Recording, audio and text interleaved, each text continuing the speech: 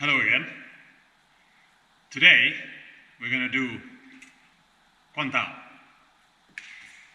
Guandao is, or used to be, not now, but used to be a very heavy weapon. Yeah, I was taught it by Grandmaster Tung, who was passed away in 2012 now, but he was in class with Wang Xiangzhai actually when he was 7.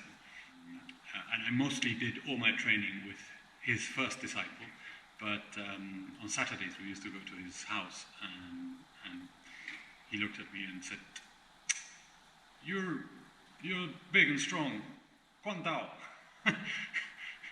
Because usually the weapons were given to the practitioner depending on the size, the speed, the kind of person they were, and if you were small and fast, you would get a sword, and if you were slightly slower, you might get a broadsword, and if you were like me, 6'1.5" and 90 kilos, then you got this, Guandao.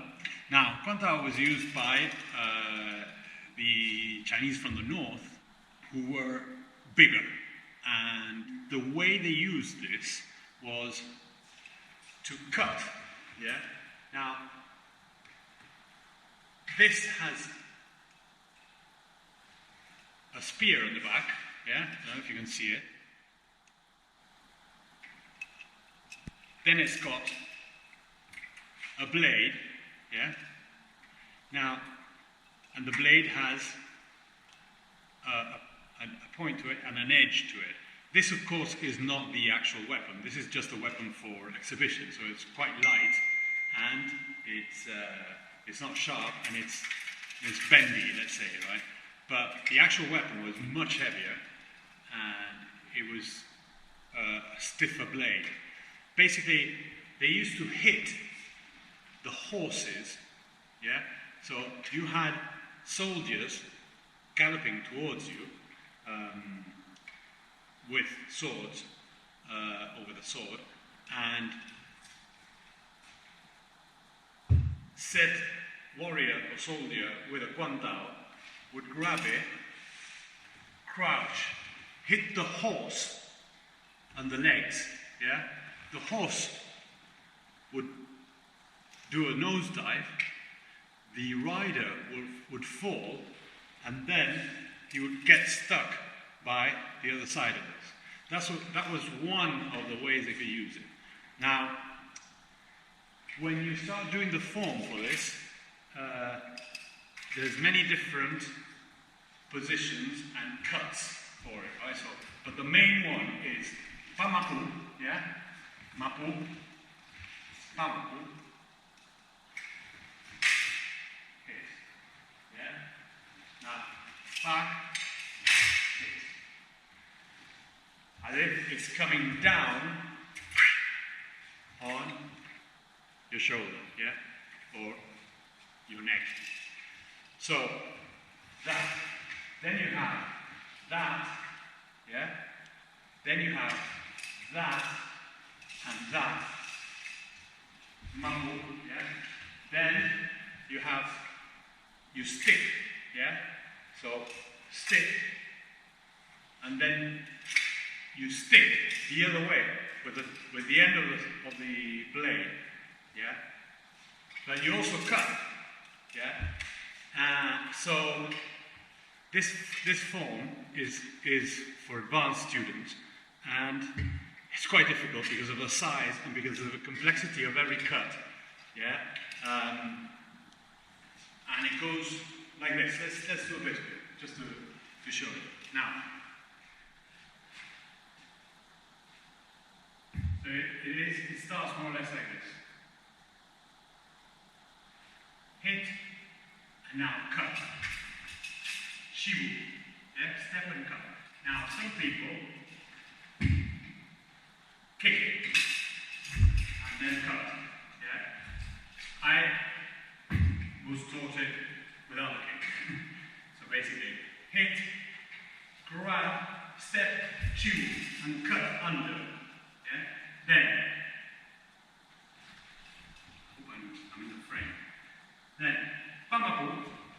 Kung Fu.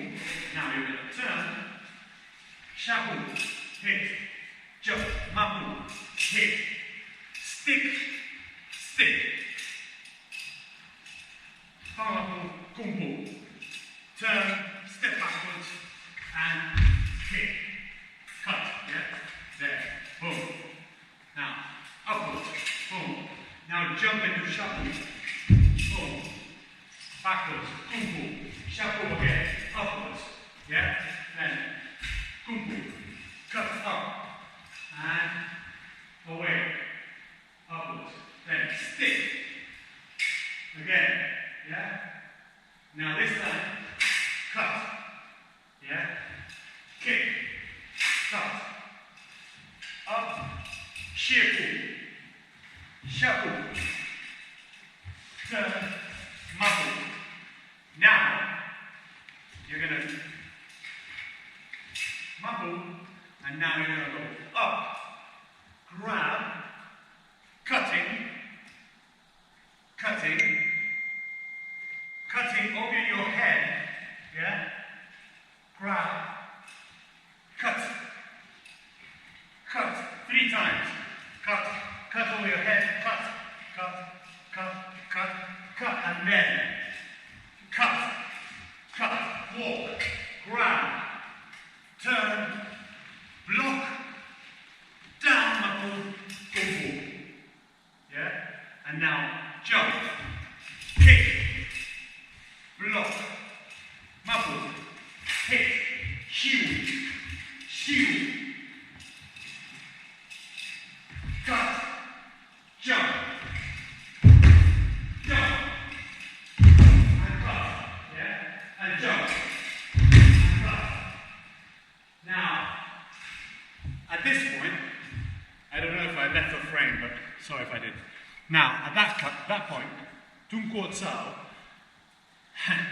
I was training for an exhibition, for a competition, and they had drawn up to where we could go, yeah? And I ended up cutting over the line, I think it was something like that. So at that point, Tung added a step to my form, and which was this. Last jump, cut. Yeah, so Mapu, step, Mapu, which basically brings me back about 6 feet. Yeah? Sorry. Now, in the original form, that's not there. So you jump, and land about there. I used to do this, so hit, stick, turning it, then you're going to stick and kick at the same time, and then you go back and hit, cutting, and then you go cut,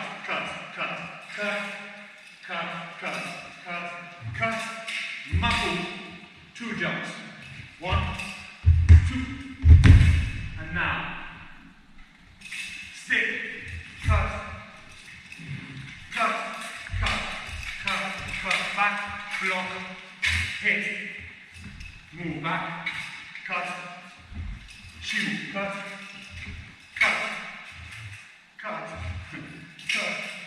block, cut, chew, and step back, and you finish.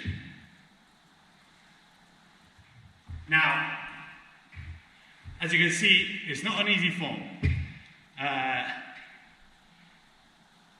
But the most difficult thing is that you have to keep an eye on where the blade is, yeah? So every time you're moving the blade around, when you hit, yeah? It can't be like that, sideways, or like that. Or I've seen this movement, yeah? And people are doing it like that. So it's going around like that, yeah? In my book, right? So like that, yeah? So, cut over your head, cut, yeah? Cut, block, yeah? Muffle, cut, jump, cut, yeah? This is really important. This used to be a big thing, and basically it's the same as the sword, the broadsword. The broadsword has, at the end of the handle, sometimes it has 2 or 3 massive handkerchiefs. And that's because when you are facing somebody with a broadsword, or this, for example, I do the broadsword another day, but it starts like this. Grab the sword and the handkerchiefs are in front of you. So you do that, cut backwards, then cut forward, cut back, yeah, or draw it back. And basically, the person who's been attacked by a sword like that with those handkerchiefs sees handkerchiefs, then suddenly gets cut, then sees handkerchiefs again. So it is let's say an added extra to confuse the enemy, yeah? And if this was big enough, yeah, you'd see this thing flying around and it'd be really confusing, right? You also have it with the sword, with the spear, sorry, yeah? So the spear, you're going la, na, cha, yeah? La, na, cha, la, na, cha. Now, the spear usually has one of these, massive one, around the edge. And you see this red thing going like that, and then suddenly, something sticks you, and then out. And that's la, na, cha, yeah? Now, that's why these things are there. Of course, this is not a proper Guandao. Like I said before, it is an exhibition one, or competition one. So you see the blade, it does that. It would have been a much heavier weapon. I used to practice when I was 30 years ago, 35 years ago, when we were doing this. I used to put those ankle weights, yeah? Just first 1, then 2, then 3, and do the whole form with these ankle weights on it, which were moving up and down every time I hit. And it was really, really hard. And when we finished, took my jacket off or whatever, my t-shirt, and I'd be like all pumped up as if I'd been to the gym. But I was in my 20s. So anyway, what else? Yeah, and of course this is the same as a sword, right? So it's a stop to block, yeah? So if somebody's attacking you with a guandao, or with a spear, or with a sword, or whatever it is, or even a staff, you can also lock, yeah? Lock and block, yeah? And that won't, if something hits there, it won't cut your hand and make you drop your weapon, yeah? So, things to do with Guandao to practice before you do the whole form are this movement all the time. So, pamahu, kumbu, pamahu, kumbu, pamahu, kumbu. Yeah. Then shiwu and back. Come to kumbu. Yeah. So kumbu, shiwu, kumbu, shiwu, kumbu. Yeah. Then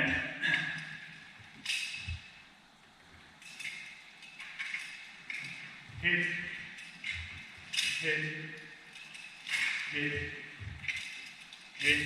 That's a staff exercise, but you can do it with a Guandao. Yeah. Now, the difference with the staff is the staff, it doesn't matter what the staff is, as long as you're hitting. With a Guandao, you have to bear in mind that you have a blade. So it has to be like that every time you hit. It can't be like that or like that. Yeah? So hit. There, doesn't matter.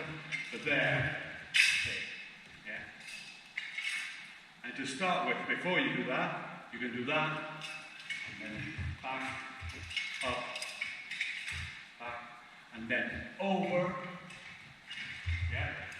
over. Yeah? And of course, if you're into each one, you can also do this. Yeah? If you want to strengthen your arm. Yeah? So, thanks very much, and I hope this was of interest to any of you, some of you. See you soon.